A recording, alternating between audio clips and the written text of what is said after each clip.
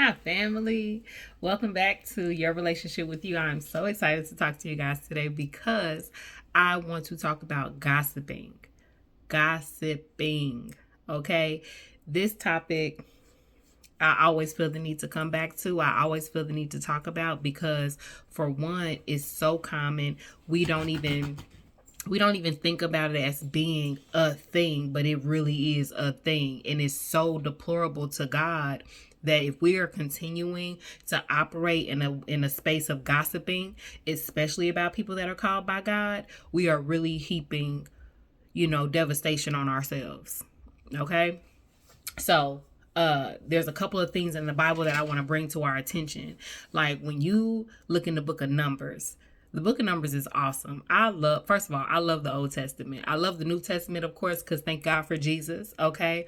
But I love the Old Testament because it gives you the context by which to fully appreciate Jesus. Because when I tell you the way that grace and mercy was set up, it's like, yes, there it still existed, but Lord, anywho, back to what I'm getting at, gossip. So in the book of Numbers, Miriam and Aaron, which are the siblings of Moses, got to talking bad about Moses.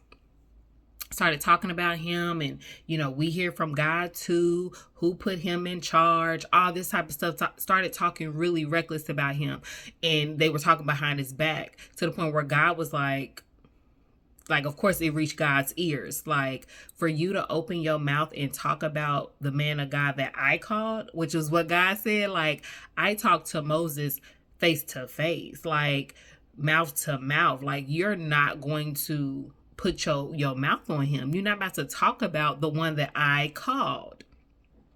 So much so that Miriam was struck with leprosy. Like, and Moses, the one that she was talking about, had to intercede on her behalf.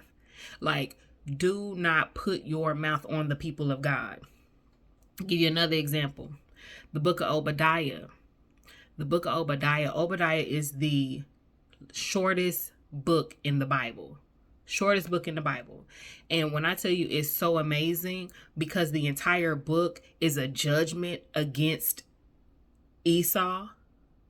So y'all remember Jacob and Esau were twins, right? Esau came out first, Jacob came out second.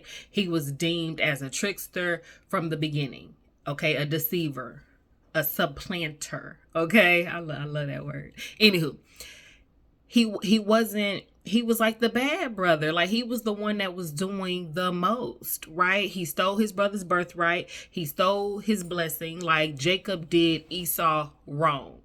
Like, period. There is no debating that he did him wrong. So much so that Esau was like, I'm going to kill you. Like, because you got to get out of here the way that you did me.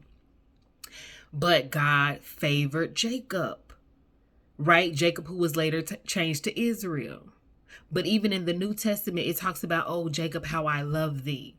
Oh, supplanter, how I love thee. And that's a message for another day because that gets good to me. But my point is, Jacob was called and favored by God, even though he did not live a perfect life. He did wrong to people. But the thing about God, when God puts his hand on somebody, don't think that anybody is getting away with anything, because they're not.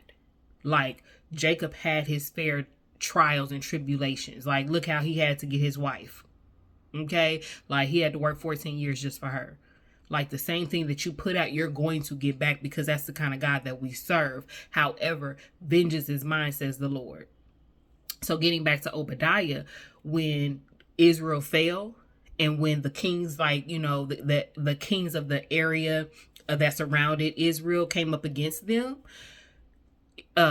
Esau, which was called Edom, because, they grew into a large nation as well. They weren't just nobody. Like, Esau was a great nation also. And they helped the invaders invade Israel. Like, they laughed with it. They boasted against Israel. Like, yeah, you finally failed because we ain't forgot what you did to our father. Like they were still holding a grudge centuries later. Centuries later. So much so that in the book of Obadiah, God was like, because of how you treated your brother Israel, you're going to be wiped off the face of the earth. Like, ain't that crazy? The same ones that do you wrong, if they're called by God, all you can do is pray for them. And I know that don't sound right. I know that don't sound right. But this is the thing again. Vengeance is mine, says the Lord. You do not have right to seek revenge on anybody. I don't care who it is. If somebody did you wrong, you pray to God and ask them to, 1, heal your heart. 2, Lord, you are a just God.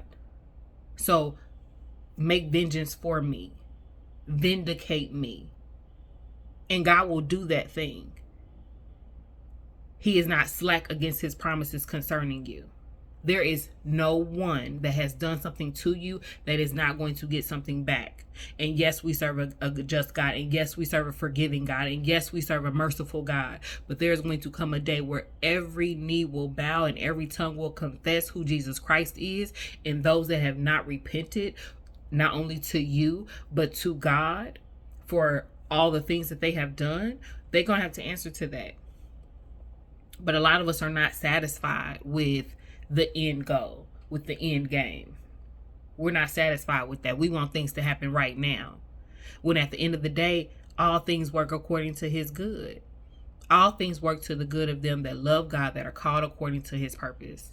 Even the things that people do against us. Point being, we started off this video talking about gossiping. Do not put your mouth on the people of God, people around you.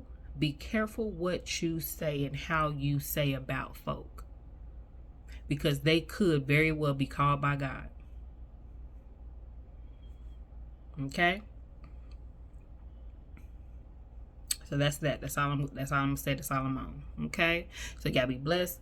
Be a blessing to others. Make sure you get my book, Your Relationship with You. It is available at the link in my bio or description. And I love y'all. Talk to y'all soon. Bye.